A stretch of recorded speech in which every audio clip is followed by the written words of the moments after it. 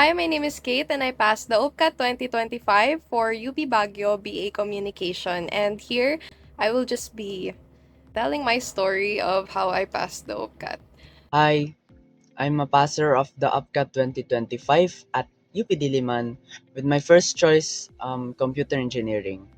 Hi, I'm Martin PS2 from Laguna College of Business and Arts, and I passed the UPCAT 2025 and I was offered the program BS Chemical Engineering in UPLB.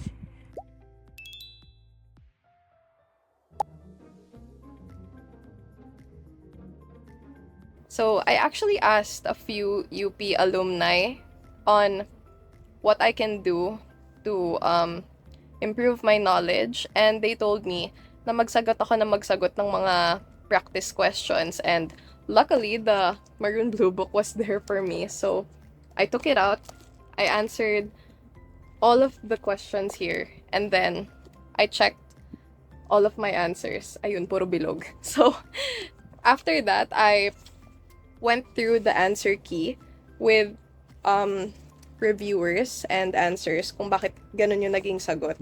So, dun sa mga topics na hindi ako masyadong familiar, ni-review ko siya ulit, inaral ko siya ulit, and that was just a really big help for me in preparing for the OPCAT. Kada araw, I just opened the Maroon Blue Book and answer some mock exams. Napansin ko na mababa yung scores ko nung simula.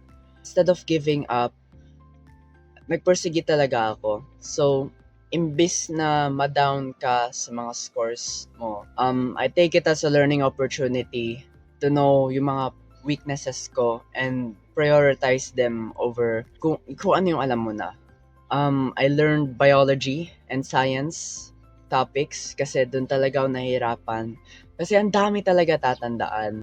And nakakatulong talaga yung UpCat Masterclass kasi habang naglalaro ako or naglilinis ng bahay, nakasuot na lang yung earpods ko or earbuds, and pinapakinggan ko na lang yung courses sa UpCat Masterclass. And ayun, natutunan ko din yung mga topics, like mga weaknesses ko, lalo na yung mga hirap kong tandaan na mga terminologies and concepts. I think naging effective siya para sa akin kasi it helped me para malaman kung ano yung re-reviewin and ano yung mga tips sa pagre-review.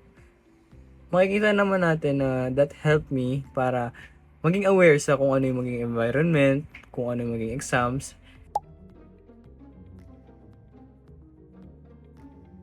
Yung mga naging hardship ko sa pagre-review and pagpe-prepare, syempre yung pagre-review mismo.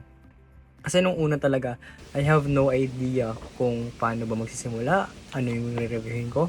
And syempre, wala akong kakayanan na mag-review center. That's why I choose to resort sa Maroon Blue Book. Yung mga topics na weakness ko talaga. So, prioritize ko sila, and actually, hindi ako makapaniwala somehow. The hardest part for me when preparing for the OPCAT was definitely staying focused because all I did back then was mostly self-review. I only had the Maroon Blue Book to rely on. So, kita nyo naman, sobrang daming tabs dyan at mga reviewer.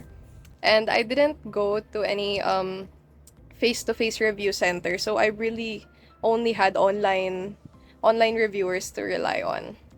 And I also had to be confident in myself because I'm really not good at math and science. So I really had to work hard. Nung nalaman kong pumasa ako, perhaps like every other applicant there, umiyak ako. I told my mom na pumasa akong UP, and none of us were really expecting it. I wasn't expecting it because I was gonna go up against 100,000 other applicants. So, sabi ko parang medyo malabo na yung UP. But when I found out that I passed, I screamed and I cried. Ayun. Nung naging reaction ko nung nalaman kong nakapasa ako is sobra talaga ako natuwa kasi hindi ko talaga ini-expect na makapasa ako. And yet, I passed. So, yun. I doubted my skills before, nagpursige ako, and kahit may doubts ako sa utak ko, hindi ako sumuko, and I still persevered during the times of preparing for the UPCAT. And in turn, I passed somehow. Ma-advise ko lang sa mga future UPCAT takers is to believe in yourself. Huwag kayong kakabahan. I mean, kabahan kayo pero huwag kayong mawawalan ng lakas na loob. So, yun lang. Highly recommended talaga yung UP Maroon book. Magsimula ka na maaga na mag-review para mas madami kang information na matatake in kasi need mo din ng rest days. And di naman dapat araw-araw na lagi kang nag-aaral. Minsan din ay naglalaro din ako ng mga video games from time to time para ma-stimulate yung utak ko. Learn at your own pace.